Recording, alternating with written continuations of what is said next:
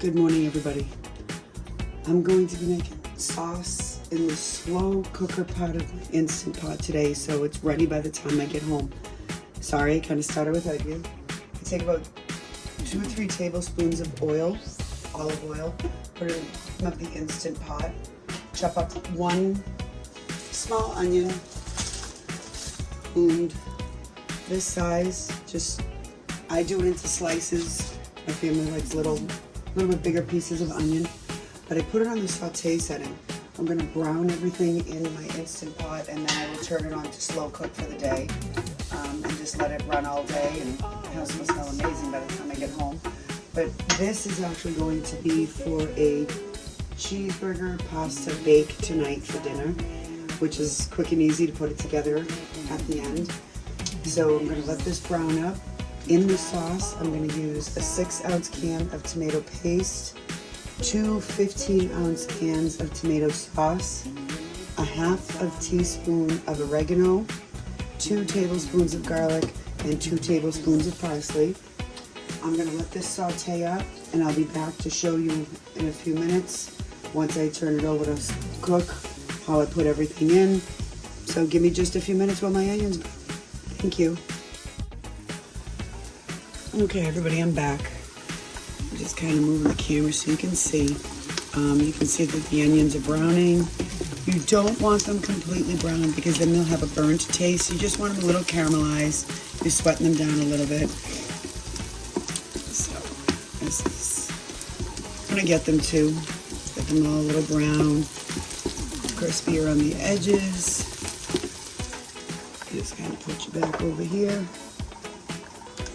So then, when I hit cancel on the Instant Pot, I'm going to start by adding the first can of sauce. Stir that around a little bit. Second can of sauce. Stir this around a little bit. I forgot to mention a little earlier, you're going to use your 15-ounce cans, fill them with water. Put them in, I give it a little stir around, get all the sauce out of there.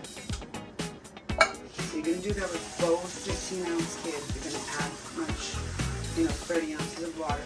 You can scale this recipe down, but we have a big sauce family in this house.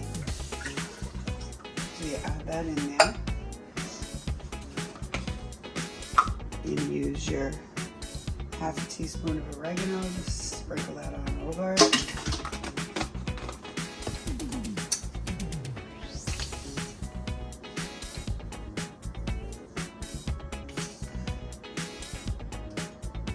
Two tablespoons of garlic. I'm not gonna lie, this is the first time I'm ever actually using a measuring spoon during my sauce making, but I wanted to give you the accurate measurements. I usually just eyeball it. So a tablespoon of parsley, 2 tablespoons of parsley. Last thing you're gonna give that a stir. Last thing you're gonna add in is your tomato paste.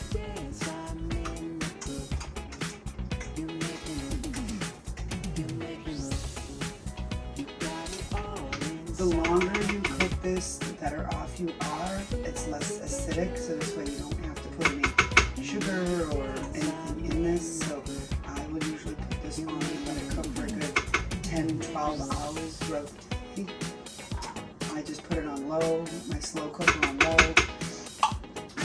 Give this a little stir up in here.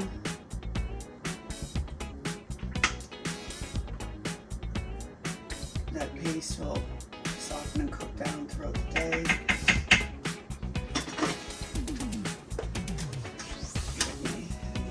Put it on slow cooker.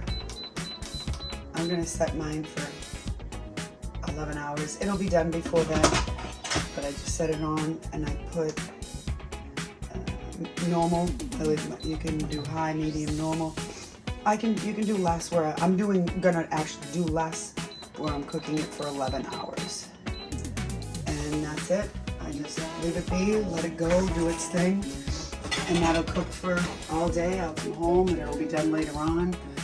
Might have my husband periodically stir it around throughout the day. And being on the slow cooker setting, you can open the top because there's no pressure. And I just put my cover on so I don't lose it. And that's it. You let it sit for the day and just let it do its thing.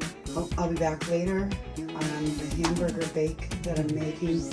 As a pound of hamburger, which I have defrosting right now, a pound of ziti, penne, shells, whatever pasta you choose.